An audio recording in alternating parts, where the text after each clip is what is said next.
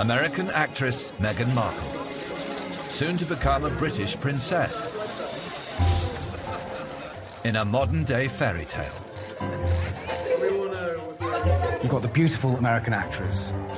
You've got everybody's favourite prince. It looks like the perfect match. Meghan and Harry's big day will be the latest show-stopping royal wedding, enjoyed by hundreds of millions around the globe. Royals do pomp and pageantry like no one else, and they do weddings like no one else. Every royal wedding is staged under a strict set of rules, drawn up with military precision and steeped in history. In this programme, the secrets of the royal brides are revealed by royal insiders. From the dress designer... The most exciting part of any royal wedding is seeing the bride in her dress for the first time. To the wedding singer. It was a very exciting time, one of the highlights of anyone's life. The butler. To the cook. When Harry was quite small, he came into the kitchen looking for treacle tart, saying, "Mummy says it's okay." Producing Harry and Meghan's fairy tale wedding will require a small army, and nothing but perfection will suffice. They know the world is going to be watching. Make the slightest slip, everyone is going to know about it.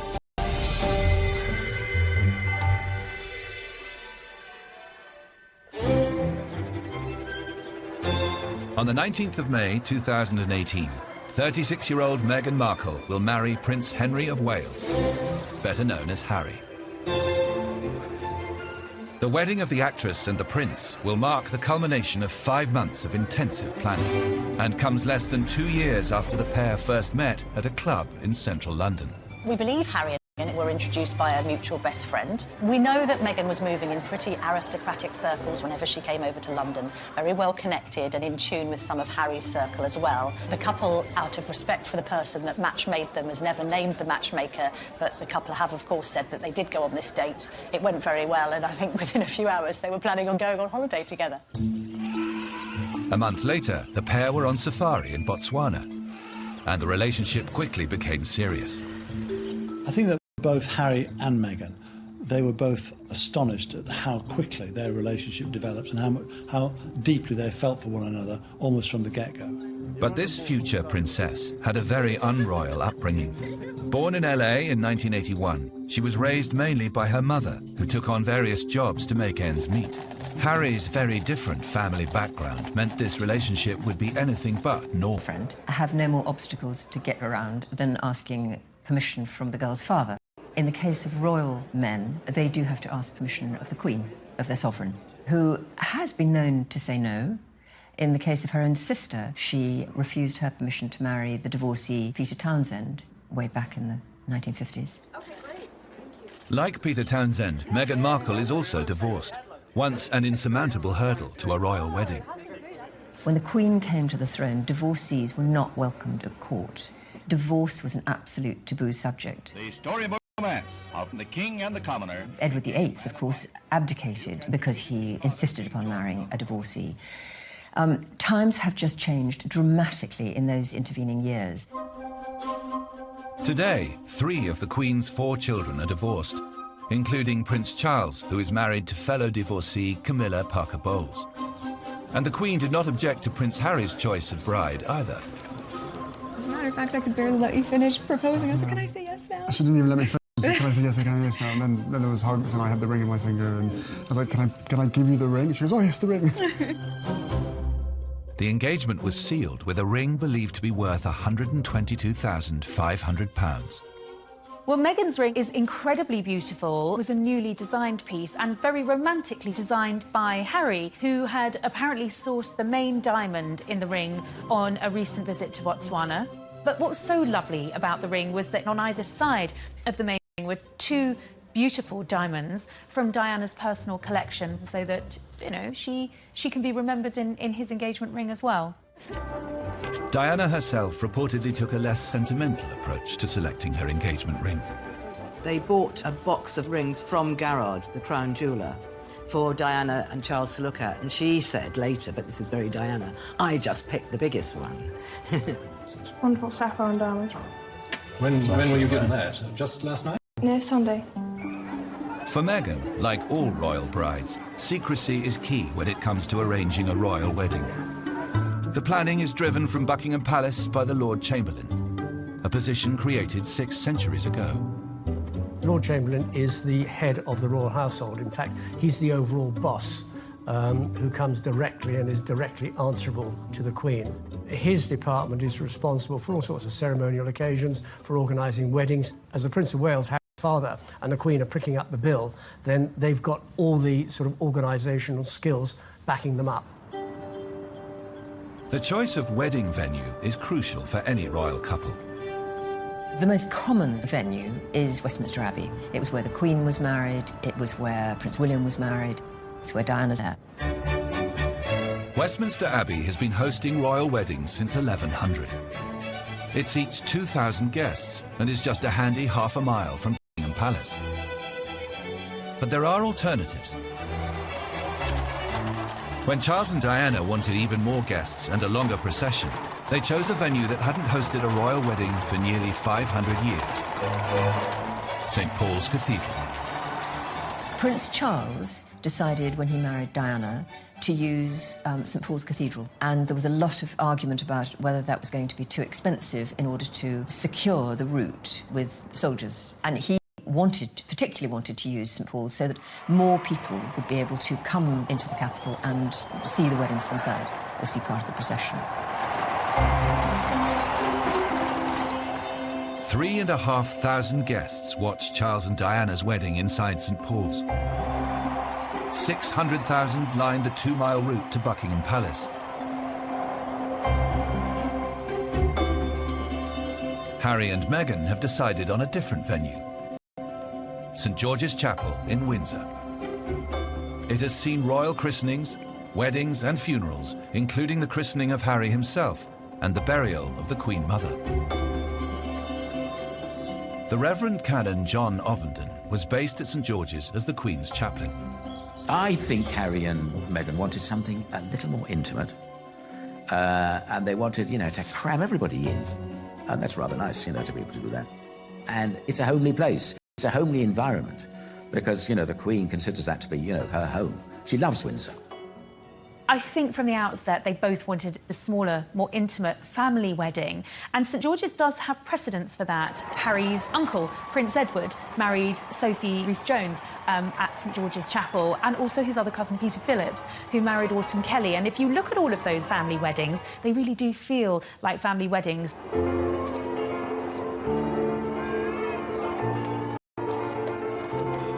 Harry and Meghan will have 600 guests at their wedding ceremony at St George's.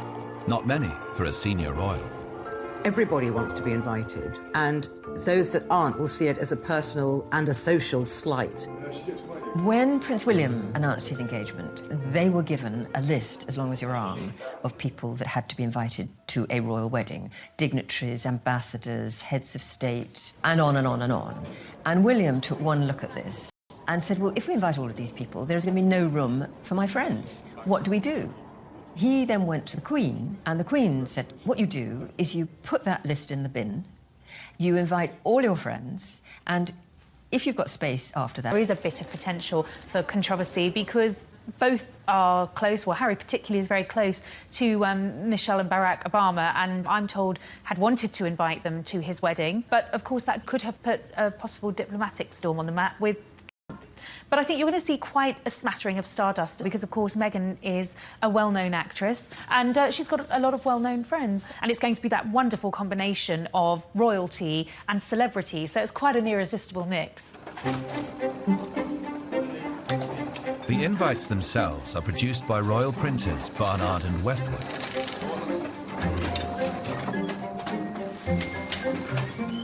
They use an antique die stamping machine with real gold for the Prince of Wales' feathers and the edges.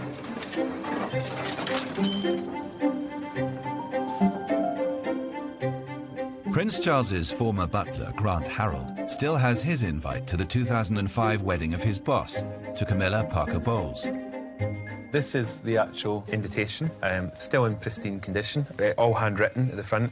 The Lord Chamberlain sends out the invitations on behalf, well, he's commanded the Queen says he's commanded, because if you get an invitation from another member of the royal family, it'll be a case of request your pleasure. The Queen would send a command. Of course, today, if you don't turn up, they're not going to suddenly have you beheaded or take you off to one of the Tower of London or something. When the wedding day finally dawns, the pressure will be on. Coming up, we reveal a battle against time for the royal wedding team. And a battle against nerves, one royal bride. She hid under the duvet and absolutely refused to come out. She was so frightened.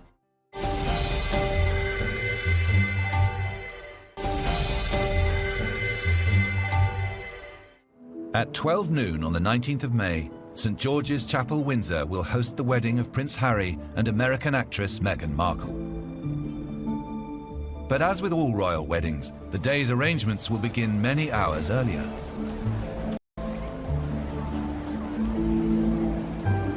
In 1981, Diana's dressmaker, Elizabeth Emanuel, arrived at Clarence House at 8 a.m. to meet the bride. Well, Diana didn't appear to be nervous at all, actually. Dave and I were nervous. Well, I was nervous. The Queen Mother was there, I remember, and we were dashing around, probably making a lot of noise, thumping on the floor.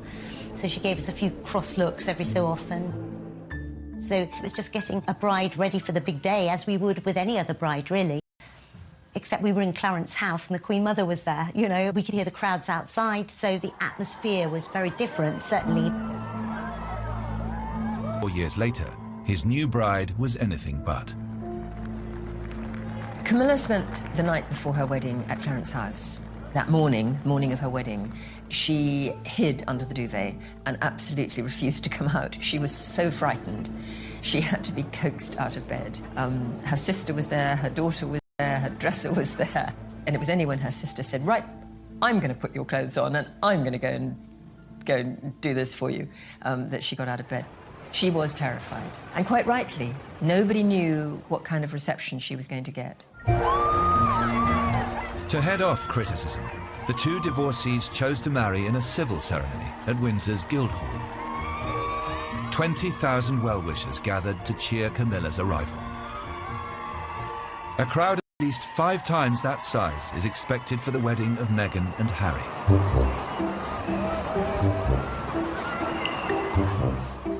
And according to royal wedding superfan Anita Atkinson, they should arrive early. The 2011 wedding of William and Kate. I was on the pavement outside of Westminster Abbey for 4 days, 3 nights, in my Union Jack tent, and it was incredible.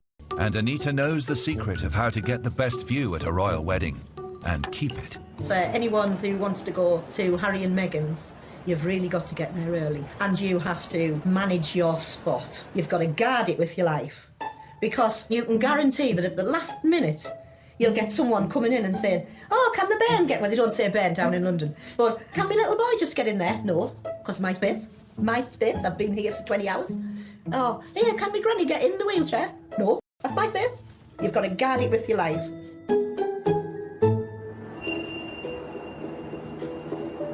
The arrival times of the invited guests are governed by strict protocol and planned to the second.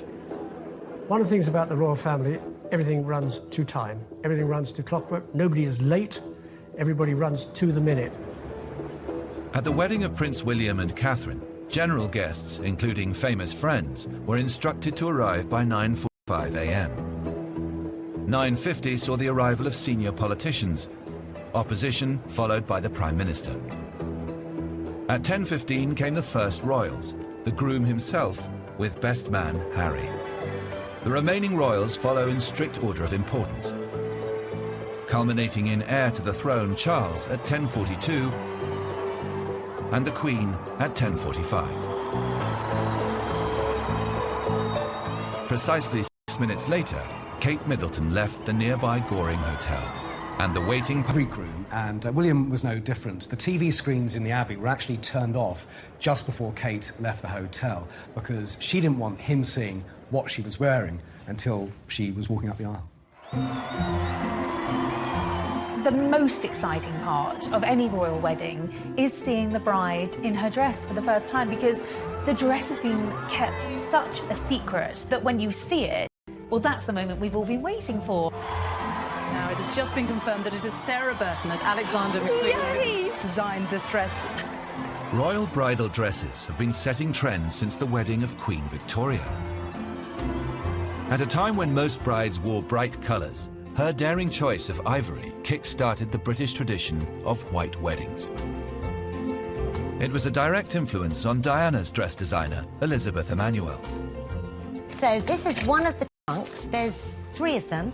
Elizabeth still keeps a treasure trove of mementos from the dress of the century. Because I'm a bit of a hoarder, any scraps of fabric, sequins, I would put into the trunks because we were very worried about press finding out, you know, what colour the dress was and everything. Unlike with Meghan or Kate, Diana's dress designers Elizabeth and husband David were revealed to the press before the wedding, kick-starting a media stampede. We were totally unprepared because we had press phoning us up and people outside, people going through our bins, cameramen rented premises across the road to us and they had their long-range camera lenses and everything changed from the minute it was announced. The Emanuels hoisted in a safe to store the dress and employed security guards to mind it. And that was just the beginning. There were various things that we did to protect the secret. One of it was to put odd-coloured threads and fabrics in our rubbish because we knew people were going through the bins. We bought giant shutters so we could pull them down so people couldn't look through our windows. And then we made the spare dress just in case, you know, in case they discovered the secret. But we just didn't talk to the press, even though they tried very hard and would say things like, oh, please give us some details because I'll get a sack if I don't come back with something. And, you know, I'm trying to keep my children going through school. And it was just awful. But the spare was never needed. The original remained unseen until the wedding day. You know, I don't think anyone will forget the impact that Diana's dress had. It was probably the most iconic dress in royal history, and I think that was because it was so elaborate. I mean, the train itself was 25 feet long.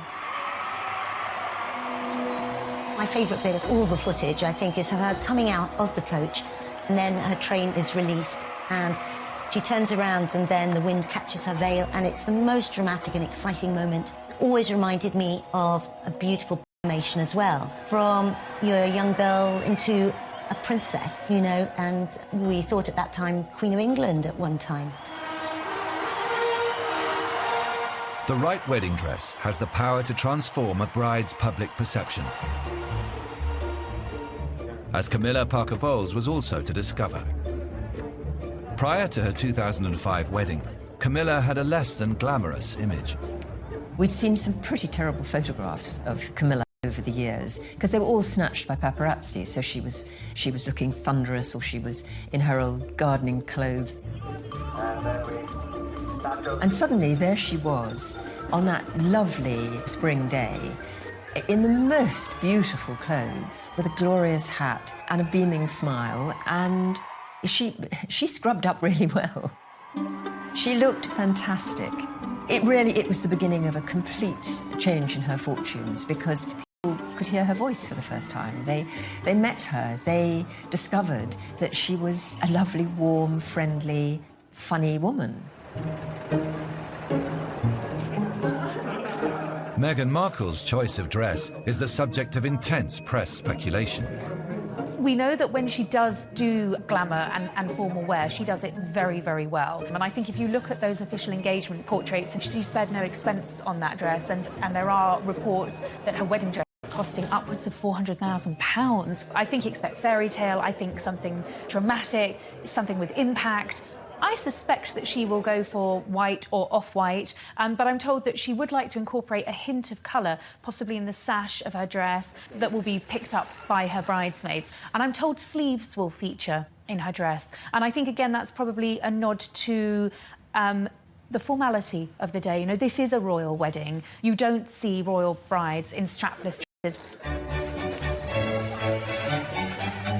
Prince Harry is expected to wear ceremonial military uniform, just like his father, who wore Naval Commander full dress, and his brother, who chose the bright red tunic of the Irish Guards.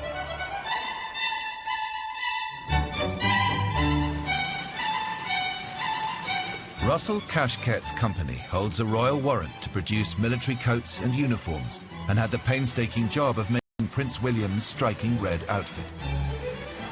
The detail is really labour-intensive, and it's done by quite a few different people.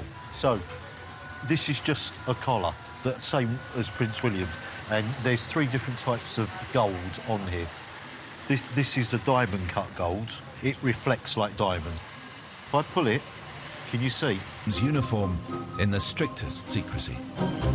You can't talk about it. And also for the staff, trying to make garments for them not to know that it was for the royal wedding was quite hard because it couldn't be leaked. 2 people knew that it was Prince William's garments going through.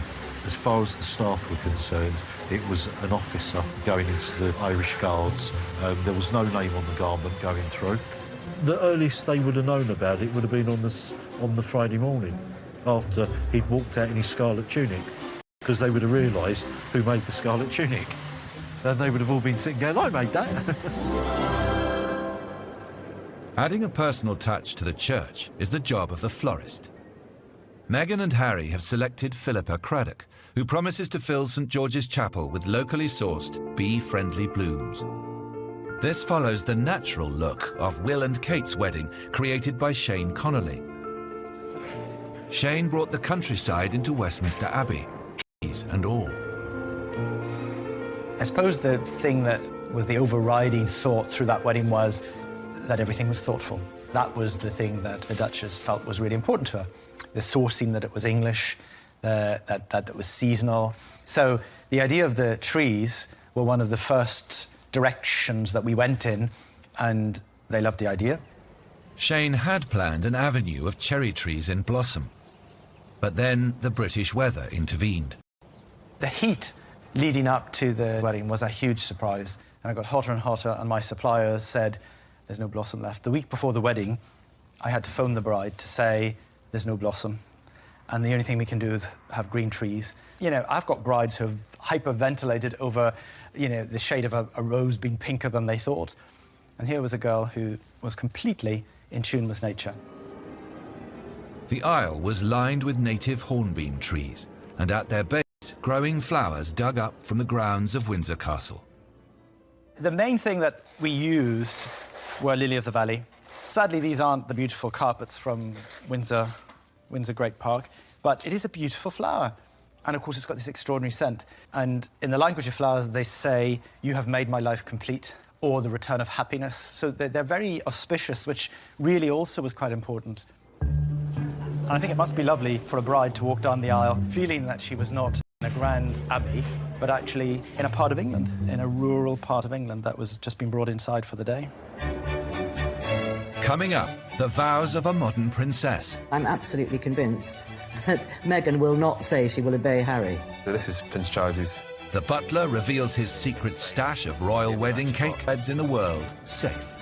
Meghan and Harry will be in an open carriage, effectively, which makes them very, very vulnerable.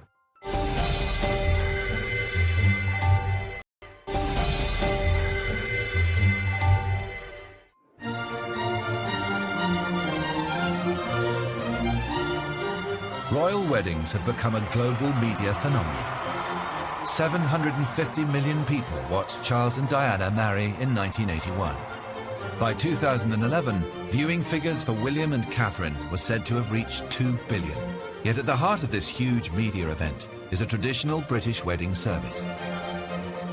Harry and Meghan will have the same freedom as any other couple to choose entrance music, readings and vows, all agreed with the churchmen in charge.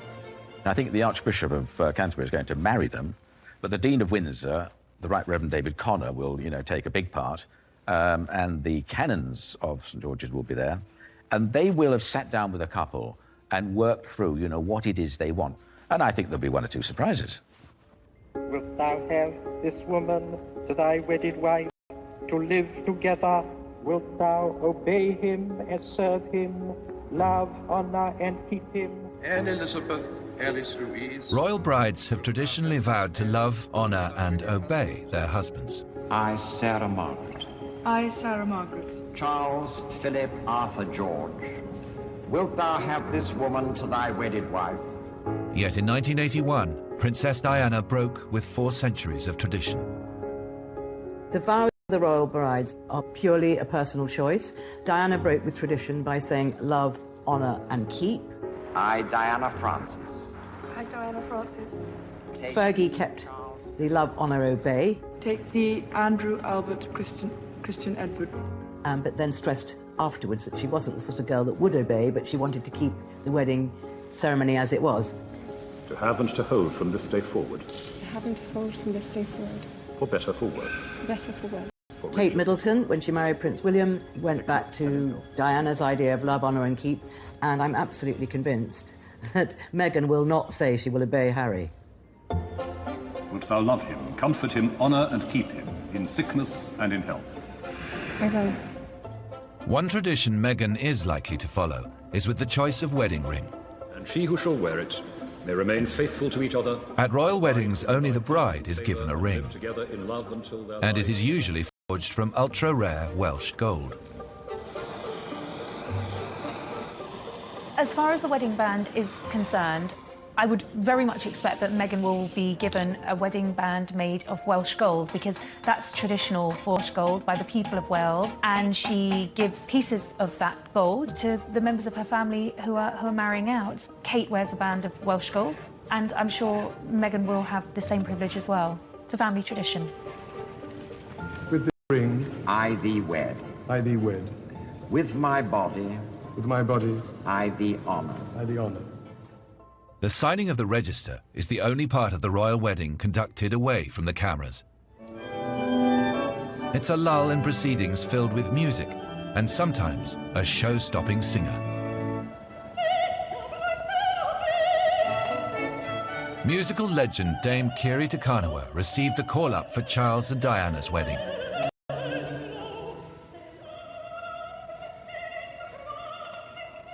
It's quite strange watching, I must say.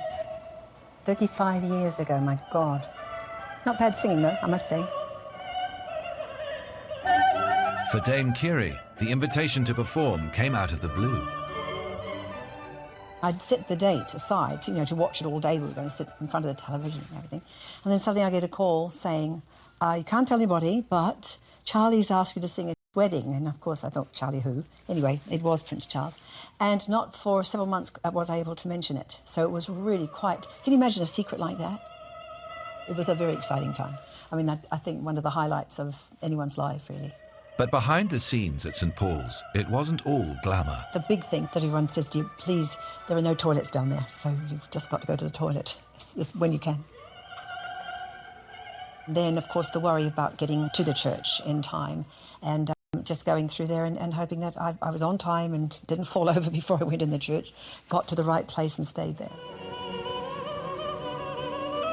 Dame Kiri's performance was heard by an estimated 750 million people around the world. It was just a one-off, magical cameo, something for my life. And if you look at it, if you look at the footage, there it is in history. It was a magic time in England, just a magic time. The royal couple usually emerge from their wedding with gifts from the Queen. New titles. When Meghan Markle marries Prince Harry, or to be exact, Prince Henry of Wales, she will become Princess Henry of Wales. So we don't call her Princess Meghan, it'll be Princess Henry of Wales. However, to add to the confusion, this might only be for a few moments, because possibly on the day, the Queen will give them an official new title. So it might be, for example, the Duke and Duchess of Clarence or the Duke and Duchess of Sussex. Who knows, we'll find out. So it's going to be a bit of a tricky time to keep up with what the actual title is. Harry and Meghan will follow tradition with an open-topped, horse-drawn carriage drive.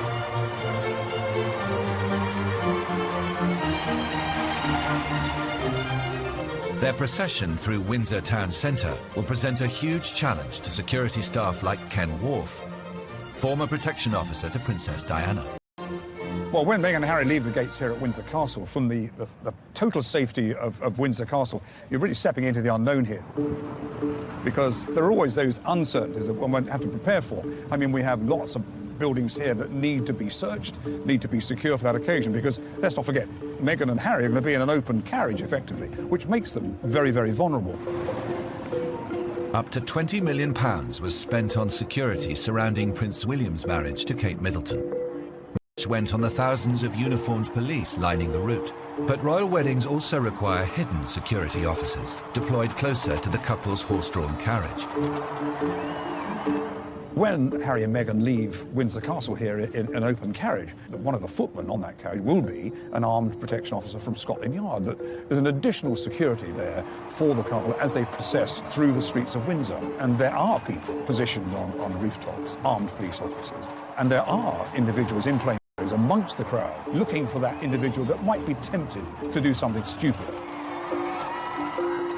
Meghan and Harry's wedding has prompted the largest security operation in the history of Thames Valley Police. A so-called ring of steel will include hostile vehicle barriers erected along the procession route and at key entrances to the town. Commercial vehicles will be searched, and there will be bag checks for the crowd. I'm pretty confident, based on my experience of working with Scotland Yard and these major occasions, that this will be a happy day where security will be as near as 100% as you're going to get it. But for VIP guests, one royal wedding hazard is inescapable. When you came out of the church, it's nothing but horse poo everywhere. It was just everywhere.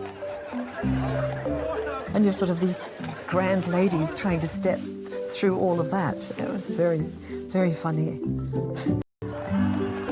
Right in front, down where the steps were.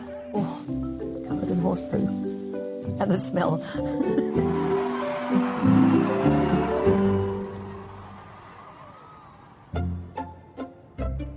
After the procession, 600 guests will join Harry and Meghan inside Windsor Castle at St George's Hall. Here they will find a vast dining table set for a 3-course dinner, all expertly laid by staff like former royal butler Grant Harold. So here what I've done is I've put down a main coin first, and again you use what I call my golden rule inch roll, which is where you put the thumb at the edge of the table from the knuckle to the tip, so that's about an inch, and then I'm going to build the cutlery around that. The whole table laying process takes 2 days and is rounded off by napkins given a suitably royal fold. I do the fleur-de-lis of Prince of Wales feathers. Here's the bit. We're going to flip it over, tuck it in at the back, and bring the sides down.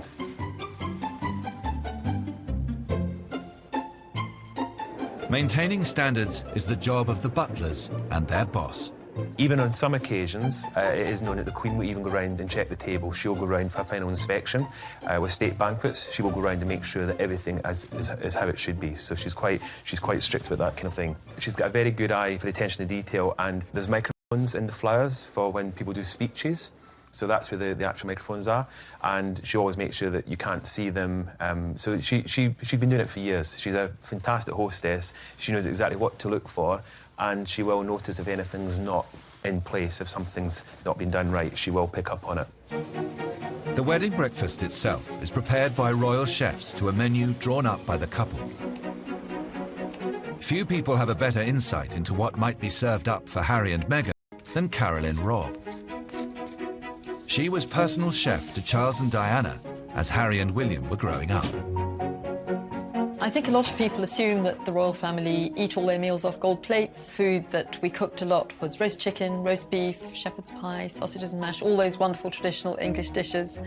Can't see him putting those on his wedding menu, but who knows? I'm sure that together he and Meghan will come up with something truly delicious. The wedding menu of Catherine and William showed a preference for simple, traditionally British cooking. Wedding breakfast for William and Kate's wedding looked absolutely delicious. Fish and seafood starter, lamb for a main course, ice cream, trifle and chocolate parfait for dessert. But what makes it very special is the sourcing of the ingredients. The lamb that came from Scotland, crab from Lyme Regis, Hebridean langoustines. I see there's Berkshire honey ice cream, so that probably came from a beekeeper very close to where Kate lived and grew up. So a very special menu.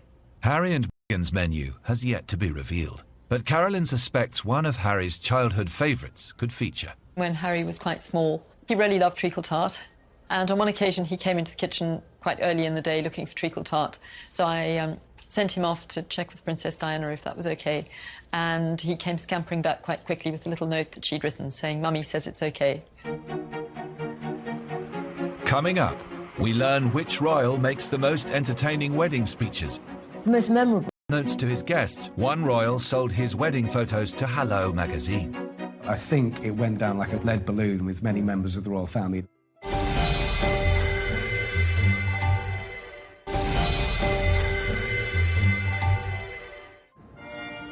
On the 19th of May, Windsor Castle will host the new royal bride and groom's wedding banquet.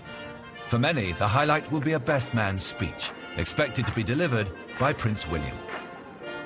But according to royal insiders, he'll struggle to outshine his own best man. The most memorable speaker, I think, at royal weddings that I'm aware of has been Prince Harry. He apparently had the whole room in absolute stitches. Now, he wrote that speech while he was in the Arctic, walking with the Wounded. Anyway, came back, pushed it on paper, ran it past Chelsea, his girlfriend at the time, who said it was wonderful, but there was one reference in there that she felt was a little too far, which was to Kate's killer legs. And she just said to Harry, I think you better drop that, which he did. But apparently his speech was very, very touching.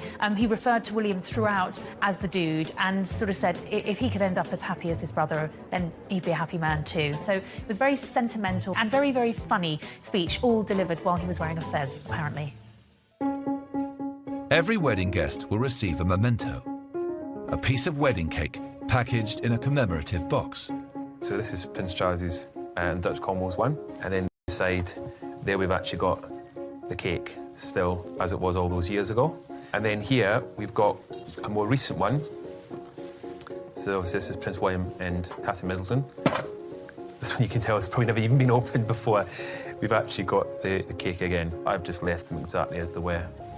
And I have resisted ever going and having a nibble on them. Harry and Meghan look set to ditch this traditional style wedding cake. Instead, they've asked the fashionable Violet Bakery in East London to produce a lemon and elderflower sponge covered with flowers. They'll also be refusing gifts, like William and Kate before them. Kate and William did it differently. They decided they didn't want any gifts, physical gifts. They wanted their friends to donate money to charity, and I'm sure that's what Meghan and Harry will do. After the main reception is over, an exclusive party of 200 guests will head half a mile south to the Windsor's private hideaway, Frogmore House. 10 years ago, Frogmore was the venue for the wedding reception of Harry's cousin Peter Phillips and his wife, Autumn Kelly. They provoked a scandal when, unbeknownst to most of the guests, they sold photos of the private bash to Hello magazine for £500,000. Generally, what happens in the private do's stays in the private do's. There are no cameras there, or none of our cameras are there. So what happened? It's a wedding ceremony, which is where there's supposed to be a private situation, the most private the are ever in, inside their own home, for goodness sake. And they thought this was just photographers at a wedding and happily posed and grinned away.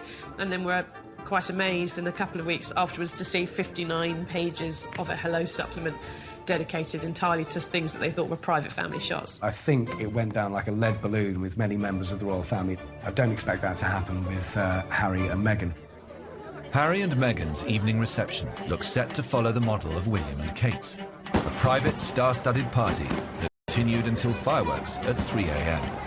There'll be a lead up for Harry's gang and Meghan's friends, and that could well go on well into the night. They're mates with Ed Sheeran, they're mates with Ellie Goulding, they're mates with Joss Stone. Elton John's got his place round the corner. I think he's cleared his diary. Stormzy could well be there, but at this stage we just don't know. Given Harry's reputation as a bit of a party prince, I'm hearing that, you know, what is being planned is going to be a pretty big party.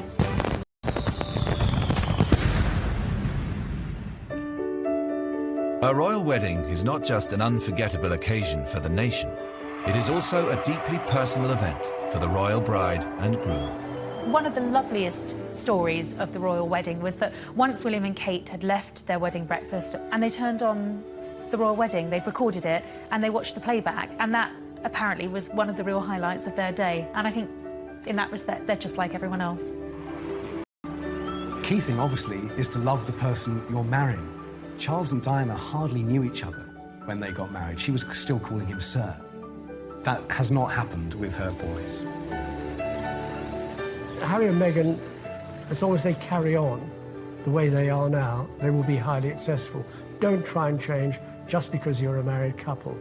Be yourselves and be the way you are now, and you'll succeed.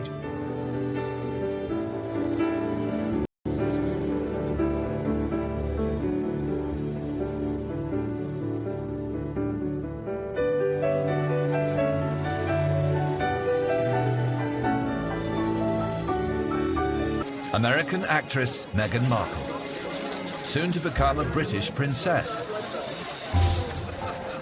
in a modern-day fairy tale. You've got the beautiful American actress. You've got everybody's favourite prince. It looks like the perfect match. Meghan and Harry's big day will be the latest show-stopping royal wedding, enjoyed by hundreds of millions around the globe. Royals do pomp and pageantry like no one else, and they do weddings like no one else. Born in LA in 1981, she was raised mainly by her mother, who took on various jobs to make ends meet. Harry's very different family background meant this relationship would be anything but normal. Friend have no more obstacles to get around than asking permission from the girl's father. In the case of royal men, they do have to ask permission of the Queen, of their sovereign, who has been known to say no. In the case of her own sister, she refused her permission to marry the divorcee Peter Townsend way back in the 1950s. Like Peter Townsend, Meghan Markle is also divorced, once an insurmountable hurdle to a royal wedding. When the Queen came to the throne, divorcees were not welcomed at court.